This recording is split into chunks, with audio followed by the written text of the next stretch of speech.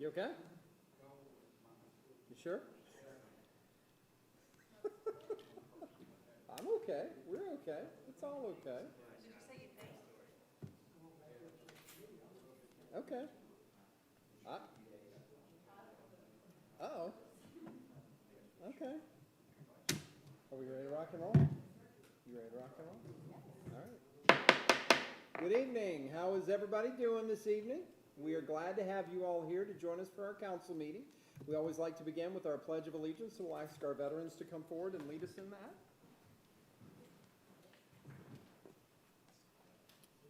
Present arms. I pledge allegiance to the flag of the United States of America and to the republic for which it stands, one nation, under God. Indivisible, with liberty and justice for all. Please be seated. And if you'll please join us in a moment of silence.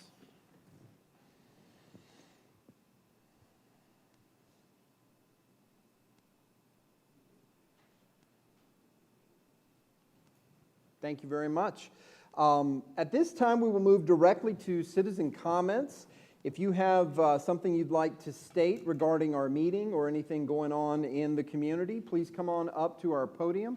You have 3 minutes. Please state your name for the record, use the microphone, and we will begin now. So citizen comments are now open. Seeing no mad rush to the podium, I think we can safely close the citizens' comments portion of the meeting. And as there were no comments, there is no response at this point in time. We would like to begin with issuing a proclamation, not necessarily a good thing, but an important thing for us to talk about. Awareness of overdose in drug abuse situations is really critical. It's critical for communities and systems to recognize what a challenge this is for so many people in the city of Radford, in the Commonwealth of Virginia, and in the nation. And as such, we do have a proclamation recognizing International Overdose Awareness Day, and I'll ask the Vice Mayor to read that proclamation. Thank you. This is a proclamation in support of International Overdose Awareness Day. Whereas the City of Radford does affirm and acknowledge the harm and hardship caused by overdose. And whereas we recognize the purpose of International Overdose Awareness Day as remembering loved ones lost to overdose and ending the stigma of drug-related deaths. And whereas we resolve to play our part in reducing the toll of overdose in our community, which claimed the lives of nearly 72,000 Americans in 2019, together with countless more affected forever. And whereas we affirm that the people affected by overdose are our sons and daughters, our mothers and fathers, our brothers and sisters, and deserving of our love, compassion, and support. Now, therefore, the Radford City Council does hereby proclaim August 31st, 2021 as Overdose Awareness Day in the City of Radford. Mr. Mayor, I move that we adopt this proclamation. We have a motion to adopt the International Overdose Awareness Day proclamation. Do we have a second? Second. A motion and a second. Any discussion? All in favor, please respond by saying aye. Aye. Any opposed? Thank you very much. We are going to move to an introduction, although an introduction isn't exactly the right word. It's more of an introduction to someone in a new role. Dan McKinney is the new Executive Director for the Radford Chamber of Commerce. Dan's going to tell you a little bit about his background, but I have to brag just a little bit on Dan. When I had the opportunity to serve as president, you can stand there for a minute if you want to. When I had the opportunity to serve as president of the chamber, Dan was just such an essential part of that organization, keeping it going, working with our executive director at the time, Lisa Davis. I know when Onassis served in the role, Dan served as immediate past president as he took over in my absence once I was elected mayor. And I just can't say enough about the work that you do, and thank you so much for joining us. So at this time, we'll turn the floor over to Dan McKinney. Well, thank you. I don't know if I can follow that introduction, though. So most of you know me, certainly Onassis. Jesse and I have talked on occasion, maybe not as formally as maybe we would like. David, of course, gave me a glowing introduction. Naomi's had the pleasure of seeing me around the Forrest, I don't know much about you, sorry. Would love to have the opportunity to meet with you and maybe learn a little bit more about what your philosophy is and that sort of thing. So my underlying passion has always been for small business or business in general. My history is pretty diverse. I've worked in technology for a lot of my career as a business-to-business salesperson, if you will, or consultant. I've been a real estate agent. I've had my own consulting company. Worked in healthcare for a short stint, so a little bit of weaving through there. So I have a marketing degree from Radford University. Took me a little while to get through college, but that's a whole nother conversation. So that's a little bit about me, my philosophy, the passion I have for business. And I mean, I guess I'm a glorified event planner, to be honest, because I would usually sit in the background, although I'm not in the background anymore. But try to put the pieces together and make sure an event goes the way it should, or make sure a program goes the way it should. So that leads me into a little segue for what we're trying to do as a chamber going forward, much to David's probably happiness, because I'm trying to put videos back in the mix for the chamber. So a lot of organizations or companies that join the chamber don't necessarily have a brick and mortar location. So how do you celebrate them joining the chamber and get the word out to them? So I've started doing some videos for these organizations or companies, and have done one successfully and posted it. We've got a couple more on the way. One should go tomorrow. So just another little mix of, we have to change how business is conducted. I mean, we've been through where we're still in a pandemic. So so if anybody ever has a good idea, David will attest to this, I'll listen to it. I may form an opinion, I'll listen to it. And if I have an idea, I usually put it out to the group as well. I firmly believe that I may have a good idea, but I want to make it great. So it takes more than just one person. So our social media is back up to where it needs to be. Hopefully you guys are following our page.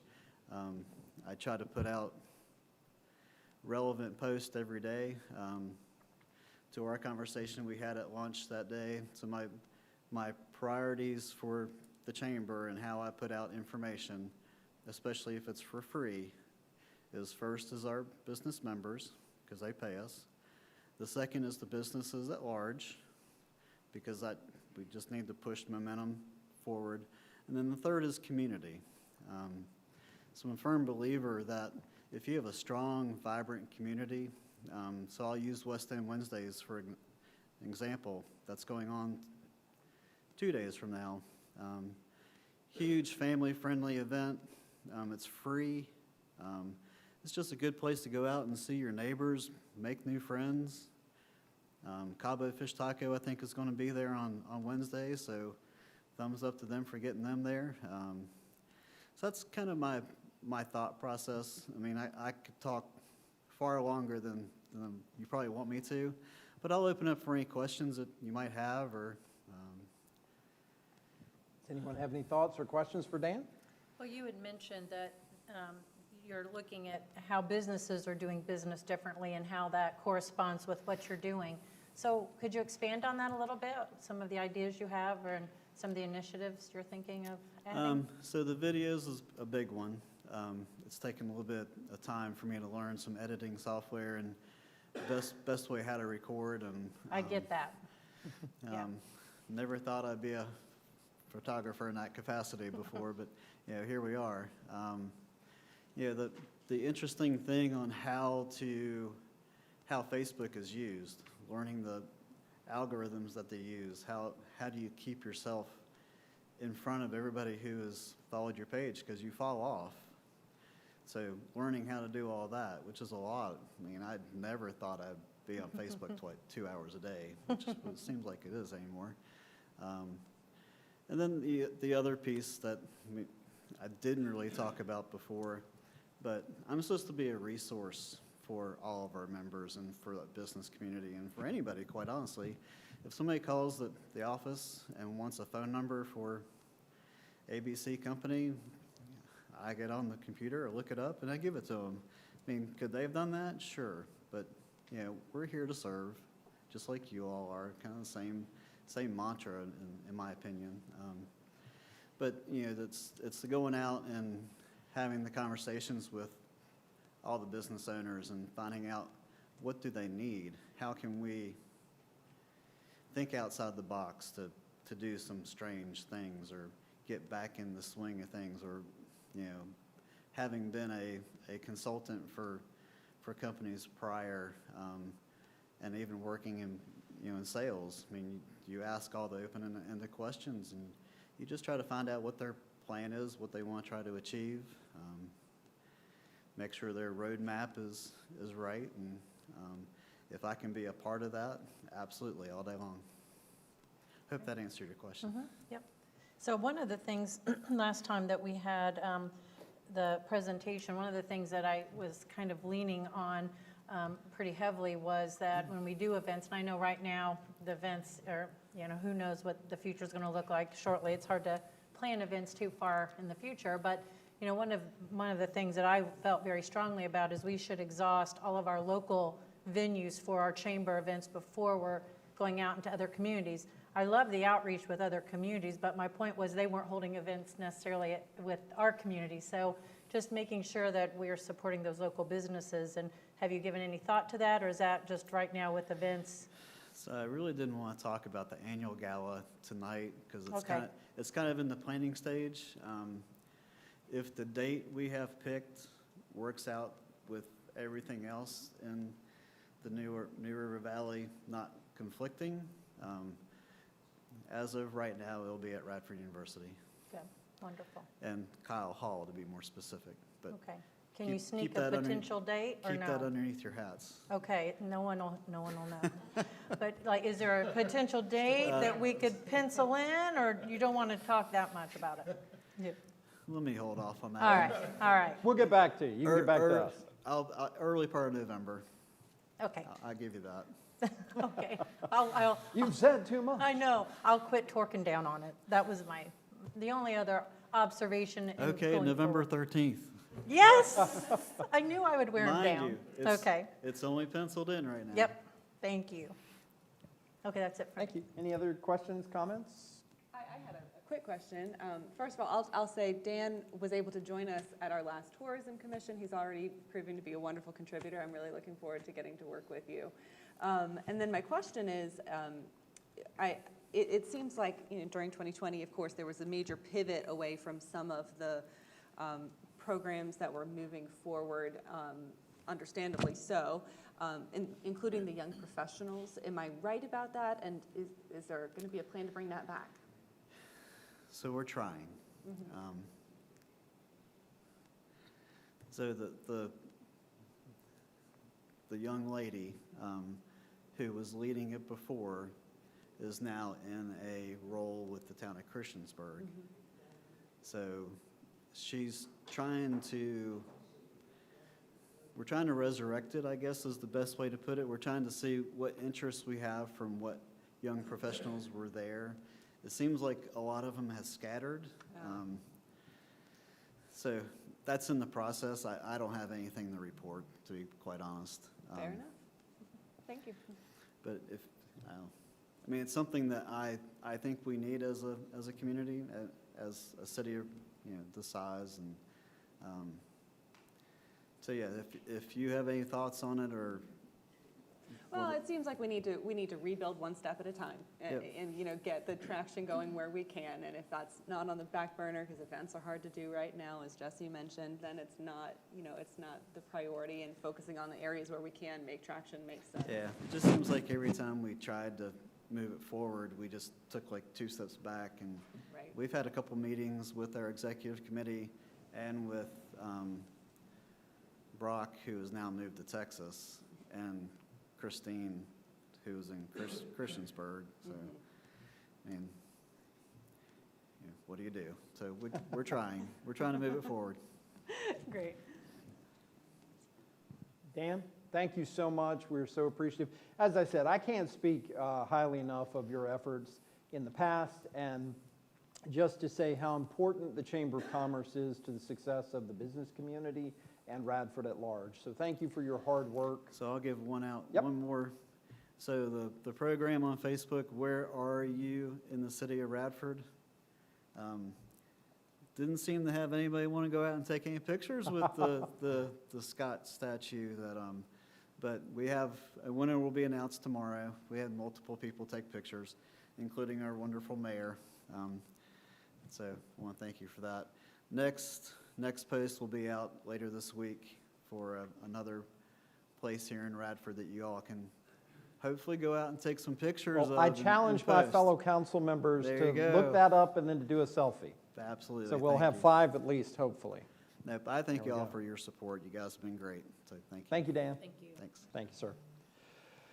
Okay, folks, we have some old business to consider. Ordinance 1754 is about the Triangle Plaza Park that is out across from the Radford Coffee Company in Kibbles on Main. The Economic Development Authority acquired the property there in 2019, which allowed us to reimagine the former gas station and former oil change and former structure into something new, and it has been incredibly well received. We did approve the first reading of this ordinance back at our last meeting on July 12th. So at this time, we will accept a motion to approve ordinance 1754, the transfer of the property at 330 West Main Street to the city of Radford. Do So we have a moved. motion? We have So a moved. motion. Do we have a second? Second. A motion and a second. Any discussion? All in favor, please respond by saying aye. Aye. Any opposed? All right.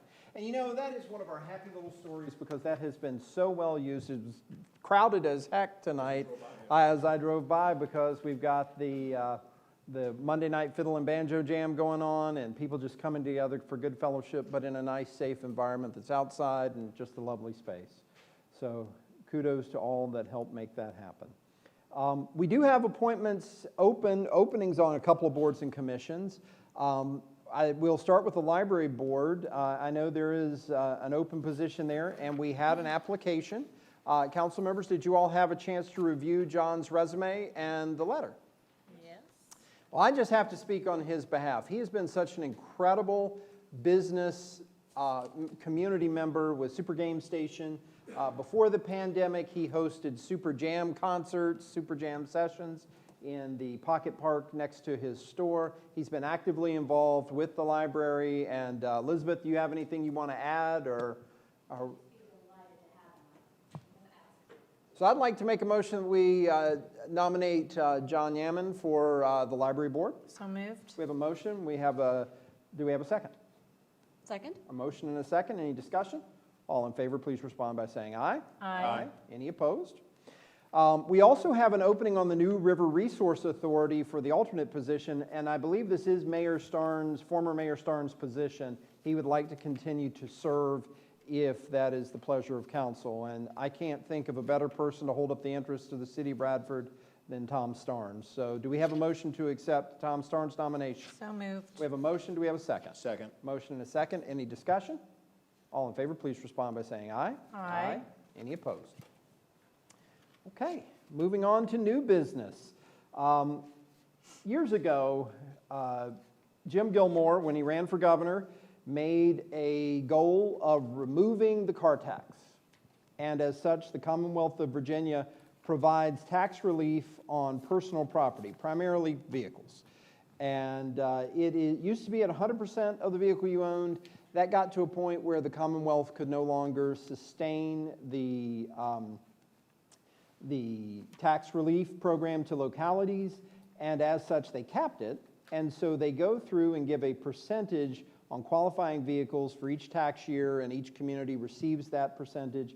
So for the Commonwealth, for the city of Radford, it's $625,657 To reach that amount of relief, the rate proposal for 2021 is 45% of the personal property valued at $1,001 to $20,000, and business vehicles, motorhomes, and vehicles valued under $1,000 are excluded. Are there any questions before we move on? Do we have a motion to approve the resolution for the personal property tax relief? So moved. We have a motion. Do we have a second? Second. A motion and a second. Any discussion? All in favor, please respond by saying aye. Aye. Any opposed? And sorry for the little history lesson, but I figure there's some of folks out there that may not remember why we even have that going on. Were you politically active during the Gilmore administration years ago? So you'd be like, oh, that's interesting.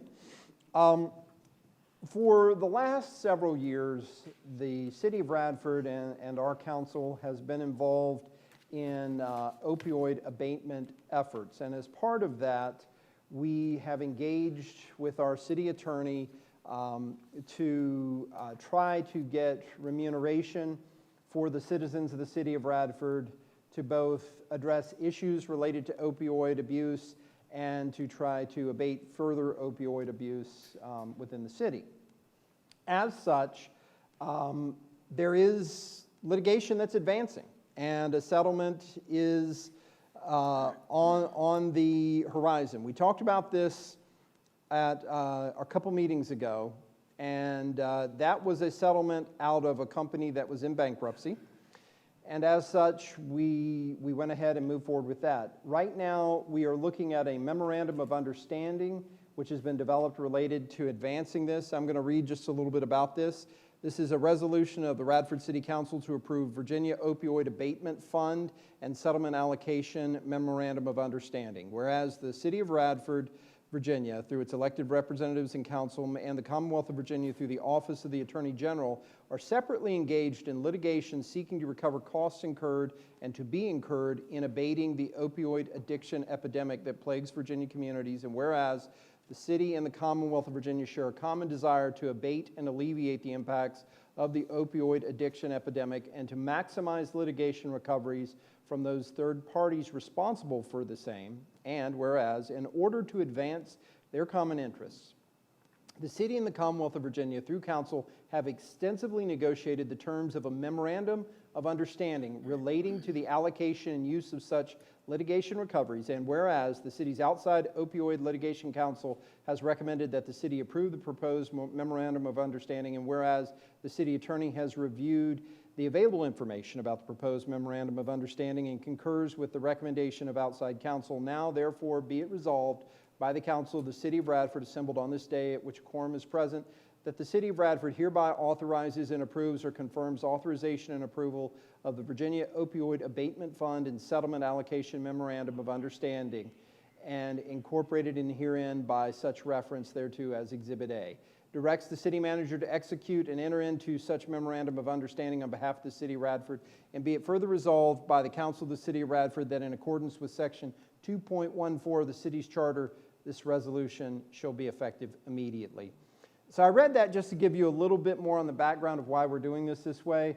This is not a settlement in itself. This is a framework for how monies would work within a settlement, and this is what we're talking about tonight. We will talk a little bit more about the opioid piece in further meetings and a little bit more this evening, but that in particular is what we're looking at. Do we have a motion to approve the resolution?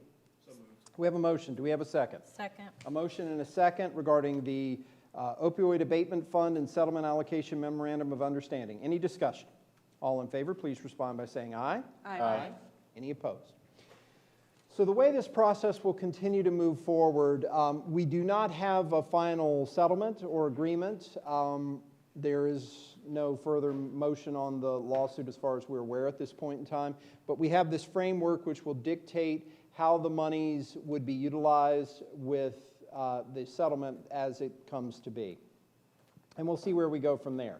As such, though, I would like to just begin the discussion about how we are going to proceed once monies, should they become available, do become available. We already know we will be receiving some monies from the previous settlement that we've agreed to.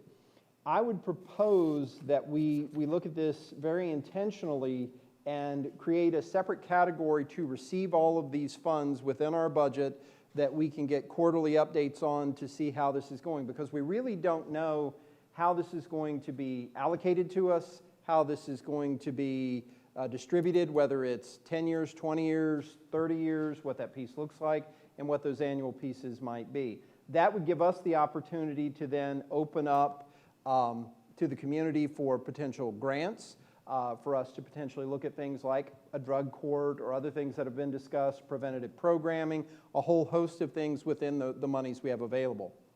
But not knowing an amount that we're talking about at this point in time, and not knowing a time frame on which we will receive them, I think it's prudent for us to begin this discussion. It's not something we have to discuss and finalize tonight, but I think it's worth having the discussion every time we talk about this, just to kind of get it on everybody's mindset.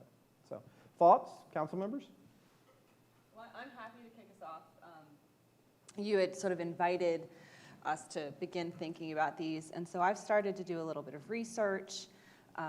This is something that I'm pretty passionate about, just due to the nature of my work, and so I've done a little bit of research in terms of what are evidence-based programs. I've also done a lot of just anecdotal thinking. I've had the chance to talk with Chief Dodson today. And so I do have a couple of ideas to throw out there just as potential ways. And I will be the first to admit that some of these might be bad ideas. I don't know yet, just throwing ideas out there so that we can just start thinking about potential ways that we can use these funds. One of the things that I see anecdotally a lot is that people with substance abuse issues have trouble finding clean, safe housing. That's, of course, an issue that we are talking about a lot, just housing in general, but specifically, that's one area where we can potentially provide support. Providing lock boxes for medications to make sure that children can't access medications and that there's safe storage of legally available drugs. One of the things that I saw listed as just a very effective way of prevention is providing programs within schools to make sure that there are resilient kids who know how to take care of themselves. We've got members of our school board here. I would love to see us cooperating with our school board to continue working and enhancing programs for prevention with our CPS.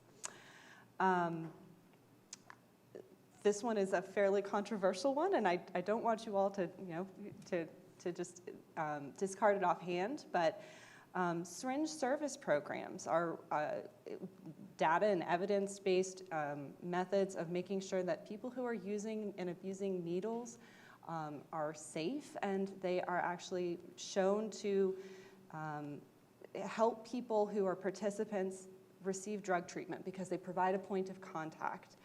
So that would be one potential program that we could look at. Additionally, Narcan distribution programs. One study found that 80% of overdose reversals with Narcan in the United States were carried out by individuals who also use drugs, which makes sense if you think about it. People who are abusing substances are with those who might overdose, and so it makes sense that they be the ones who are able to provide that life-saving treatment. So looking at Narcan distribution and education for people within our community. Our law enforcement, Chief Dodson was able to explain to me that they've got a solid program that they're implementing and updating the policies. They've got that side covered, but we also want to make sure that other community members have that available too. And then finally, one thing that Chief Dodson mentioned to me is that we really need to provide additional services and support for kids and families whose family members' parents have been affected by substance abuse disorders, because a lot of children can be really negatively impacted by these, and so coming up with programs to provide that support for our kids is going to be really key. So those are just a handful of ideas just to get started, and like I said, some of them might be good, some might be bad, but I'm really looking forward to us all coming up with really creative and good, strong ways to help people in this community. Thank you. Any other thoughts? Do we know if there's any guardrails or limitations in terms of how the funds can be used, which will sort of help guide us in terms of where we should go? 15% is whatever you want to use. Unassigned, Okay, Opioid abatement. Yep. okay, okay.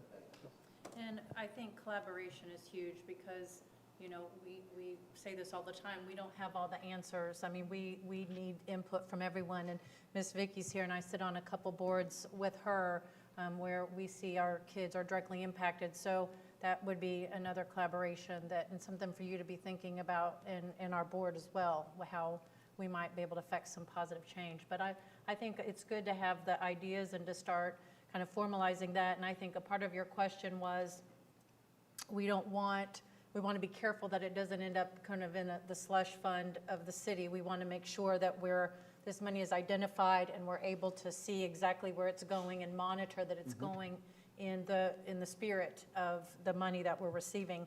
So I think it's important to have that segmented off, and I like the ideas, and that gives us all, I think, some food for thought. And so I know I'll go back and, you know, you give that some thought, and I'll go back to the boards and committees I'm on, and maybe if we all do that, the ones that are affected, we could probably get some great collaboration with that. At any given time, more than 90% of our foster care caseload, they're in foster care because of parental addiction.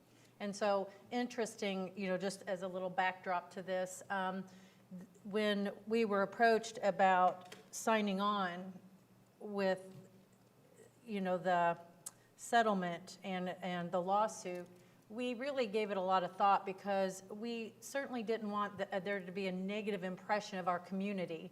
But after a couple of our meetings, and I was able to tally some of the numbers with Ms. Vicky, we both kind of looked at each other and we said, we don't have a choice. Our community deserves to receive all the resources because we do spend a great deal of money out trying to support the families. So I think a big part of what comes to my mind too is I think not only supporting them once we know that there's an issue, but also keep identifying prevention. So.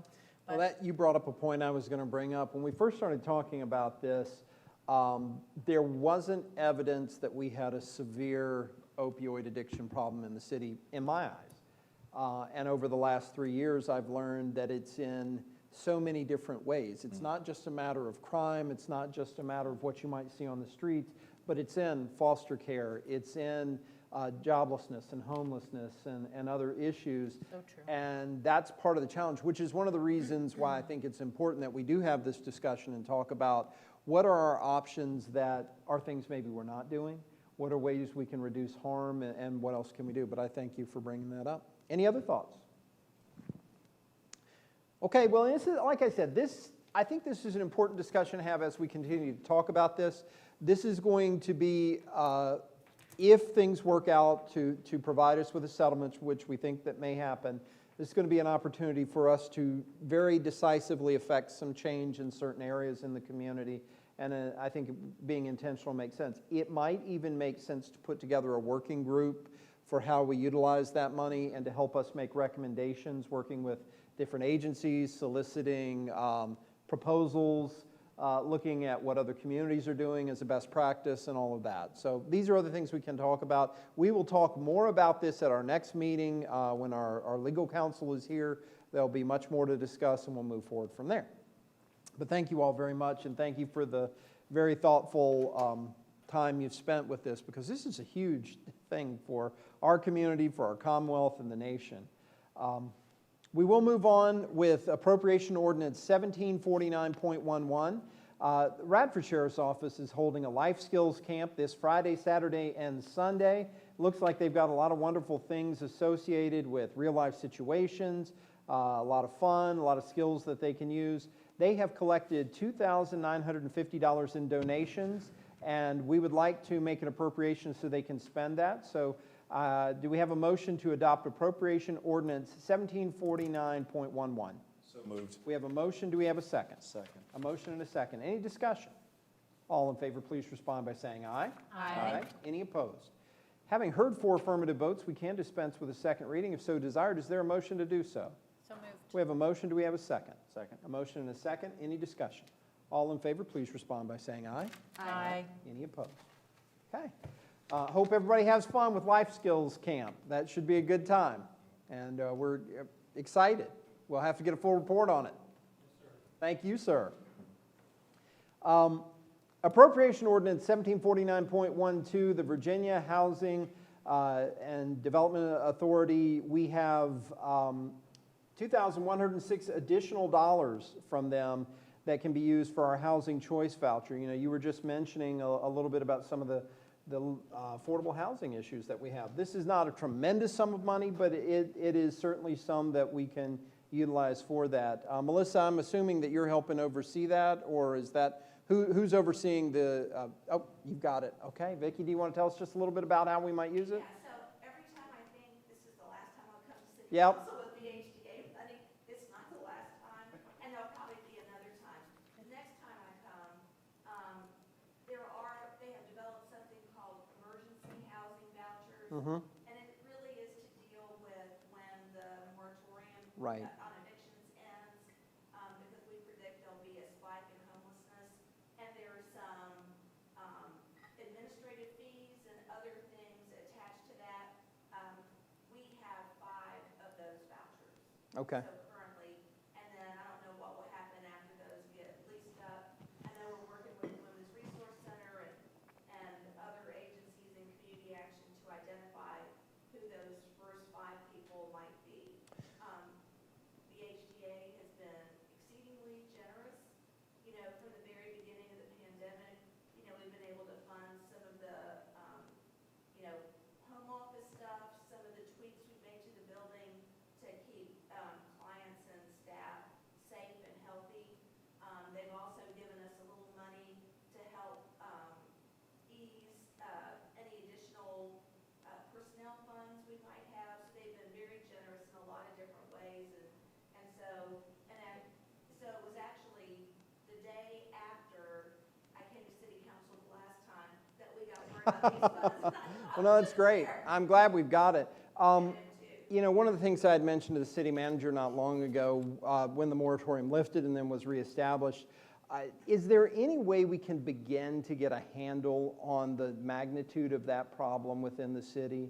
So anecdotally, from community action, and, you know, I'm also on the housing committee for the reentry council, and a couple of other at-home consortium with Melissa. The fear is that there are some people who really have not paid any rent Right. during this time.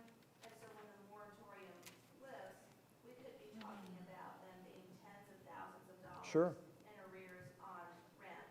And so I think community action's getting some money. Obviously, the General Assembly is meeting to figure out what to do with the American Rescue Plan money. It looks like housing will be a focus of that money from what we're hearing. You know, and so I think, you know, we don't always know about them.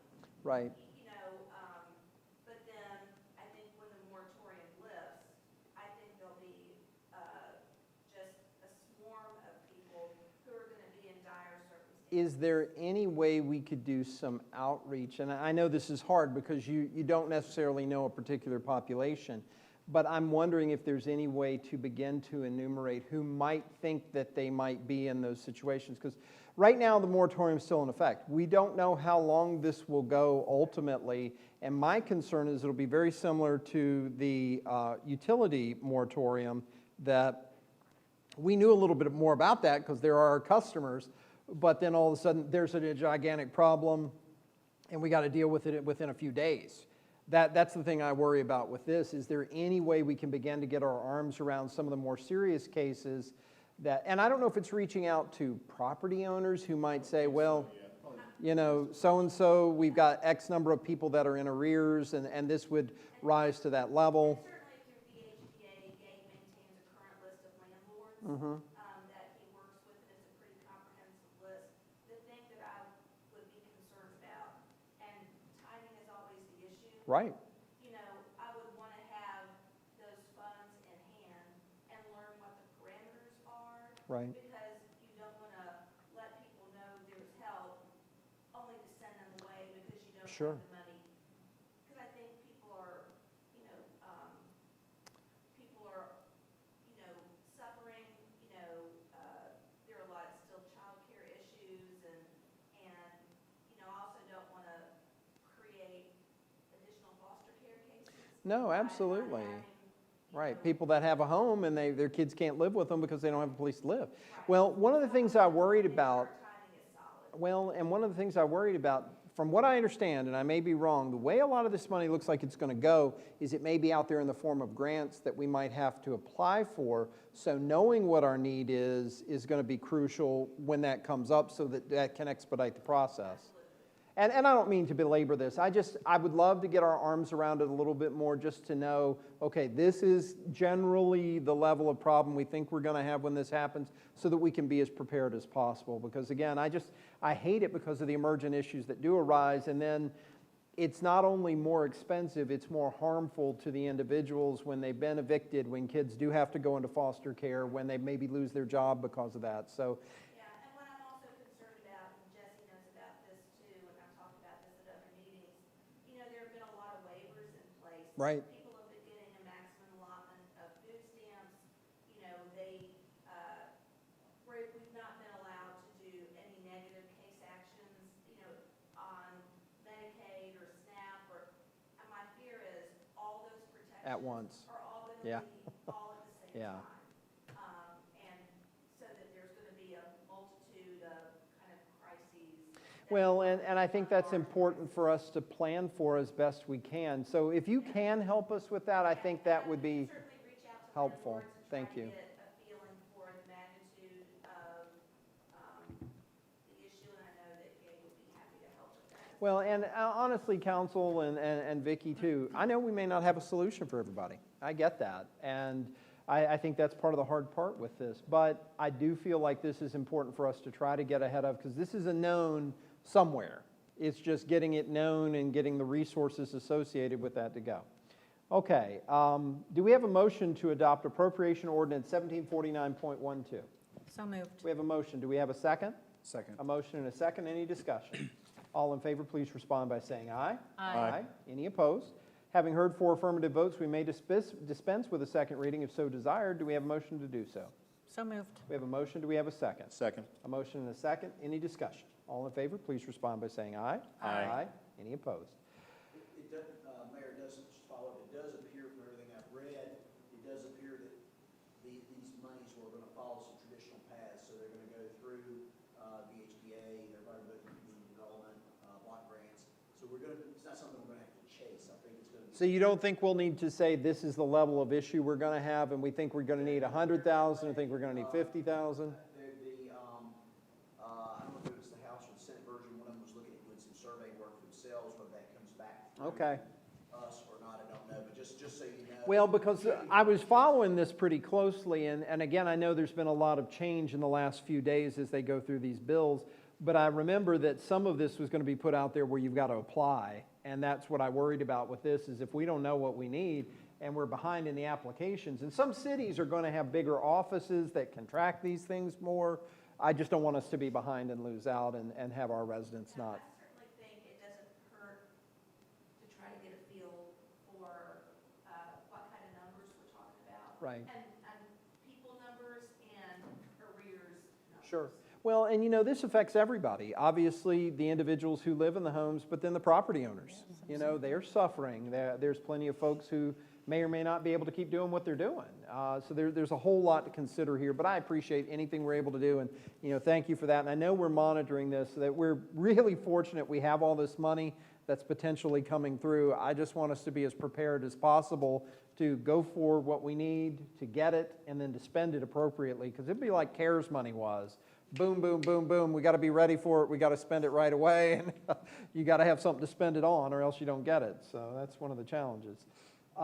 Thank you.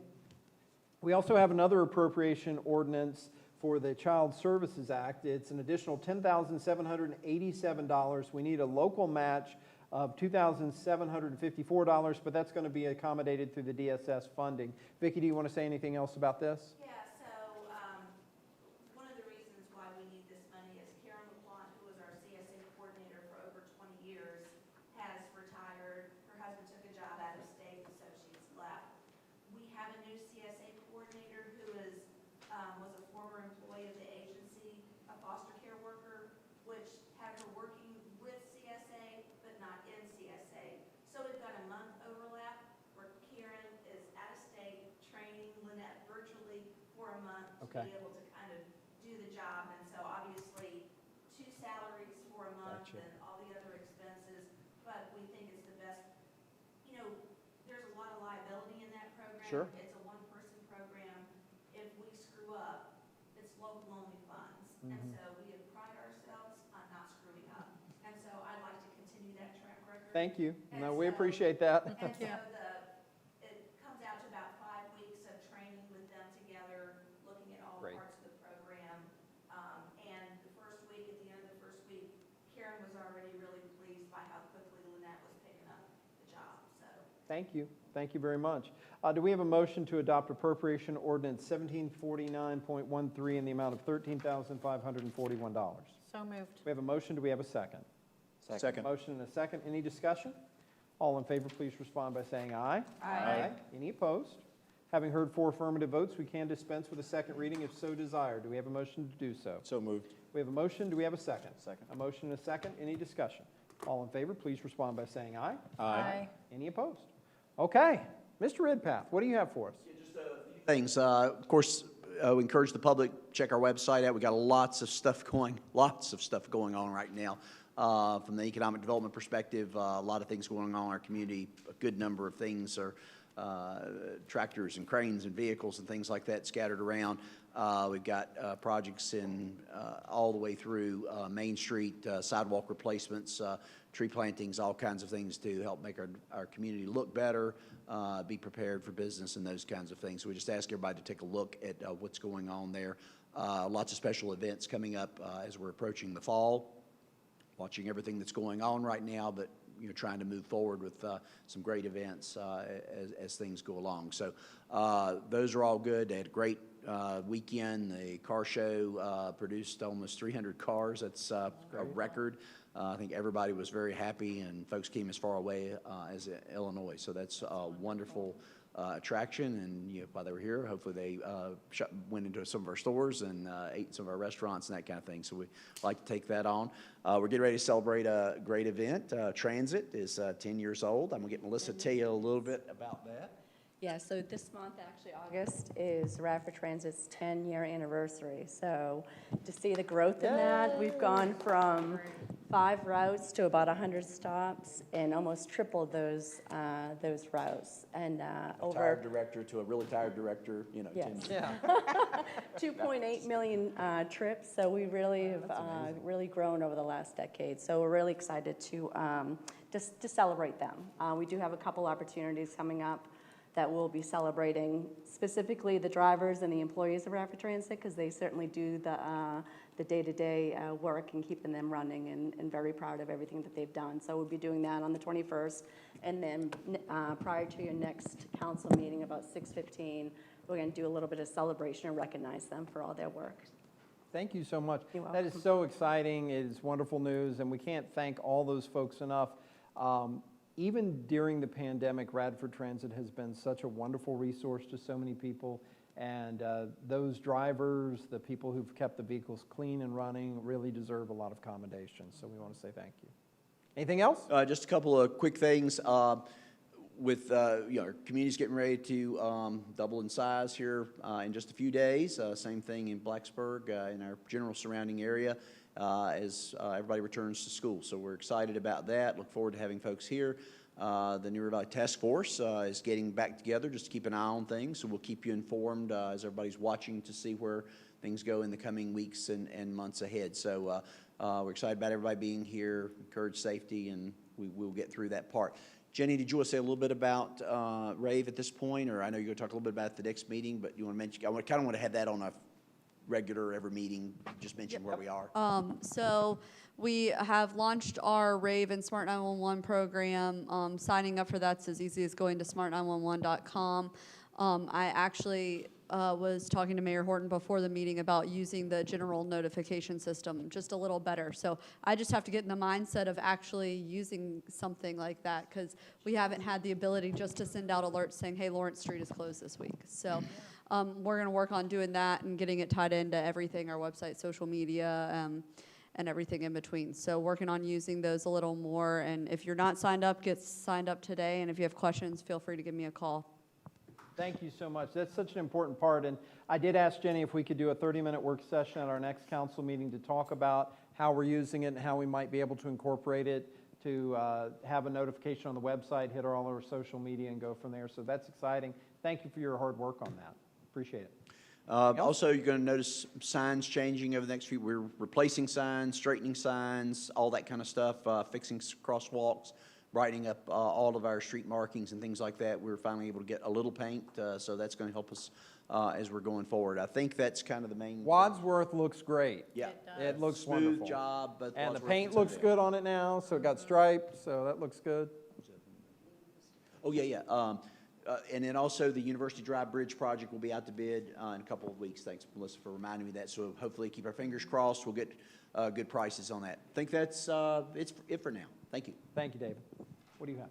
All right, well, not only does Wadsworth look great, but I live in the Forest area. I've been able to drive past the new sidewalks. They're looking fantastic. And I just can't wait to see the final finished product. It's moving right along and they look great. I did want to send a few dispatches from our tourism program, which has been taken over by Kim Repass. She's off to a running start. She has a lot of really great events planned, a lot of stuff coming up that I'm going to hold off on mentioning until we've got some solid details, but she's really planning a lot and working on a lot of events to come up and celebrate bringing tourists back to Radford. Another thing that I did want to mention is that the summer edition of the Radford magazine was actually published back on July 1st, so I missed the first date, but it's a beautiful magazine. It's available. There are some hard copies at the Visitor Center. They're going to be distributed out to hotels and restaurants, but it's also available online at radfordva.gov. And I would really encourage everybody to just check it out. It's just a really beautifully done magazine that highlights a lot of activities going on this summer in Radford. And then the last thing that I will say, COVID is still very much a very real concern. I'm not going to try to lecture people. I would just ask that if you haven't gotten your vaccine, to talk to your doctor about it, care about this community, and want everybody to stay safe. That's all. Thank you. Jesse, what do you have? Not much tonight. My moment of silence was dedicated to T.P. Bacon. One question I had when we were talking about the housing, you know how I am about the emergency home repair. How are we doing? Are we finding that people are utilizing the program? Are they not? I know we've had a couple inquiries regarding this, but when it comes down to them meeting the requirements that HUD requires us to have, they just don't qualify. So a lot of, we have a really high rental community. So this is really for those who are homeowners and meet a income requirement. So please certainly spread the word that we have, and I know I'm working with Gabe in terms of trying to identify those homeowners who are having issues, but slowly but surely we're tackling that. We're keeping the information out there. Yeah, and this is where, again, let's look after each other and protect each other. If you have a neighbor, I'm thinking in my mind's eye, if you have an elderly neighbor who might be on, a fixed income, and you find that maybe they're not able to take on home projects, might be something that you speak to them about. But just let's keep taking care of each other. We have money set aside to help people. And if I can just add that it also includes ADA modifications. So this is just not for roofing, electrical, Yeah. plumbing. It can be used for the ADA modifications for the homes. Thank you for adding that. So anyway, let's just keep taking care of each other and be mindful of our friends and neighbors that might be in need. That's all I have. Thank you, ma'am. Onassis, what do you have? Mine is a countdown to back to school. So as a parent, I'll tell you, so I'm excited for these kids to get back in-person learning. Thank you, Mr. Riggs, and Mr. Barres with the best last name ever in Radford. Thank you. And just thank for the hard work they've done to get our kids back in school safely and be diligent about that. So I'm excited. I want to wish these students a great fall semester, wish our teachers and our administrators a great fall semester as well. We have a lot of change in leadership at Bell Heath to our Radford High School, the full gambit. I think there's a new principal in almost every location, if I'm not mistaken, right? So yeah. But so not many new faces. not many new faces. Yeah. Okay. People moving moving. Just a little, some movement on the board. Okay, that's okay. Movement on the Yeah. board is good sometimes. That's good, especially in chess, right? There you go. So, but yes, want to wish the parents, wish the teachers, wish the students the best school year that they can possibly have. We can get back to watch some sports in person where you can actually go into the gym and watch a game. I'm looking forward to that. Hopefully, fingers crossed, that stays true. But yeah, so the only thing I have is just make sure we're still staying safe, all those things. But I'm glad to see our students are back in person learning, because I think we really lose a lot when we don't have that in person learning. So I'm glad to see that. Thank you. Forrest? Well, it was mentioned earlier in the meeting, but I just wanted to highlight again the Life Skills Camp this weekend here at Bissett Park. And then encourage our families, our local families, to participate in that, take advantage of that opportunity. Sounds like it's going to be a fantastic time. Commend our sheriff for the work that he and his team have put into that. Sheriff, where can folks sign up for that? So the registration closed Friday. Okay. Yep. We're full. There are over 100 campers, well over 100. And that was my goal, but Excellent. I'm hopeful we're going to make this a success. We've got 50 plus volunteers and a lot of hard work. I'll go into who donated and all that later. We're going to crown a camp champ, so maybe we'll have a beer council and Be great. Excellent. see who wins it. So, Fantastic. and for all the support, police department, fire department, rec department, countless businesses that donated. And, the money you all approved tonight is about half of the bulk donations we got. The gifts, everybody will leave with something to hopefully get from that. Thank you. Fantastic. Great. I would be remiss if I didn't say one more thing. So the night out at the park with our police officers and firemen was so much fun. If you did not make it, please go the next time. I think this is an activity that will continue to grow. And I got to say, you know, with our officers here, I have to brag on them. So when they were doing the tug of war, it was the police officers against the firefighters, and I thought the firefighters had you there coming out the gate, but it was they fought to the bitter end, and our police officers ended up taking the trophy, and they actually had a trophy. So it's a real deal. I can see that there was a lot of talking, so next year I think the competition will even be a little bit more fierce. So anyway, that was really wonderful, and I appreciate all the opportunities that you're bringing the community into your world, and you're coming into the community's world more and more. So thank you for doing that. And it was a wonderful event. And I encourage next year to come, and as they do more programs like the ice cream, please come out and support them. It really means a lot. So that's it. I had to just say that because I'd get in trouble if I walked out if I didn't. Oh, I was just going to say that, but that's Oops. perfectly fine. But yes, we've had some wonderful things going on in the last month. I am excited about the Life Skills Camp. Thank you for putting that on. I think anything we can do to engage our community, to engage our kids and families is a positive, and to get folks having conversation. That's really one of the big keys. To our school board members, thank you all. I know you've got a big meeting coming up this week, and we thank you all very much for all the hard work you're doing. I know there's a lot of tough decisions and a lot of tough stuff going on right now, so we thank you very much for that. A couple things that I wanted to mention. I would like to remind everybody on August 28th, there's going to be some big activities going on in Bissett Park and all along the riverfront. So the literacy volunteers of the New River Valley are hosting Potter in the Park. Again, I challenge my fellow council members to come on and be a part of that. You can sign up on their Facebook and website, but that's to support literacy in the New River Valley. This brings hundreds and hundreds of people from around the valley into Radford on that weekend. And we're hoping, I talked with Dan a little bit, we talked to some of the businesses. They actually sort of did some themed activities last year, so people, or 2 years ago when we could have it, so that folks could participate in that. So this is a wonderful event that takes place. The park is going to be incredibly busy that day because we're also conducting Renew the New, which will be the cleanup from 8 until noon that day, and then Potter in the Park starts at 9:45. So you can renew the new. What I did last time is I did the 5K and walked it, picking up trash along the riverway. So that works, and you can make that happen, but I hope everybody will participate on Saturday, August 28th. There's a lot going on in the community that week. As we've talked about, school is starting here next week for our students at Radford City Public Schools, and then 2 weeks from today, Radford University will begin their classes for the fall.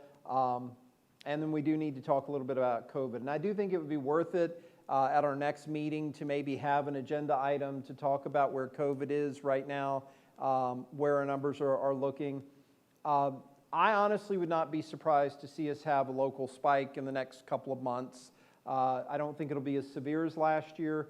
I think it can be mitigated through the utilization of some of the protective equipment and vaccines, but I think we need to be aware. I had someone ask me, why would they worry about it now if they're vaccinated, or if most people didn't really have it in this area?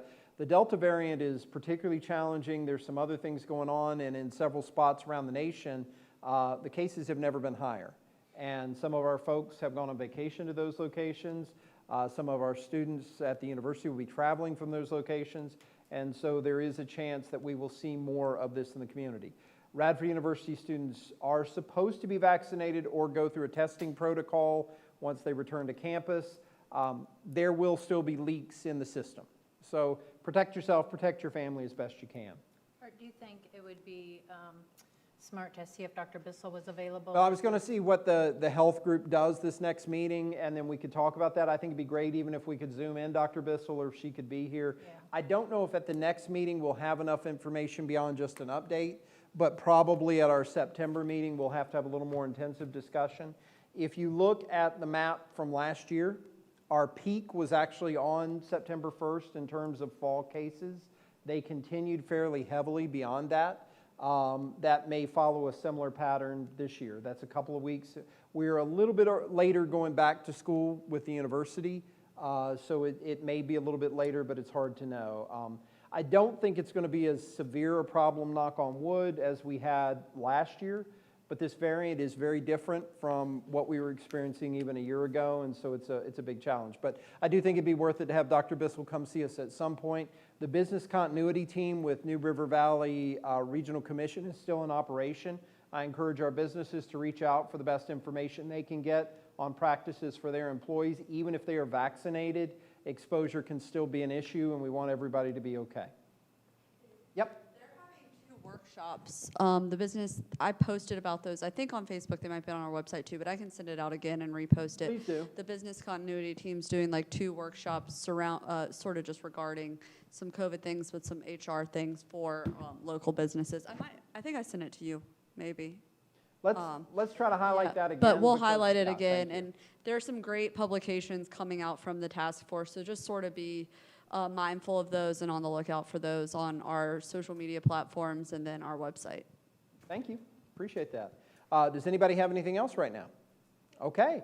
As such, we do need to go into a closed session for a few minutes, so I will take us there. I'd like to make a motion that we convene a closed meeting for the purpose of discussion, consideration, interviews of prospective candidates for employment, assignment, appointment, promotion, performance, demotion, salaries, disciplining or resignation of specific public officers, appointees, or employees of any public body, and evaluation of performance of departments under Virginia Code Section 2.2-3711A1. Do we have a second?